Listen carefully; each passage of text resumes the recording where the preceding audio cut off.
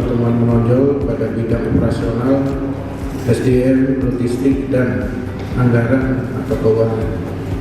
Hal ini perlu mendapat perhatian khusus dan pembenahan oleh para Kasatker Polda dan Kapolres-Kapolresta. Pada kesempatan ini, saya selaku Kapolda Gorontalo memerintahkan kepada seluruh Kasatker Polda Gorontalo dan Kapolres-Kapolresta untuk segera melakukan tindak lanjut perbaikan atas temuan yang telah disampaikan oleh tim audit sesuai dengan rekomendasi yang diberikan.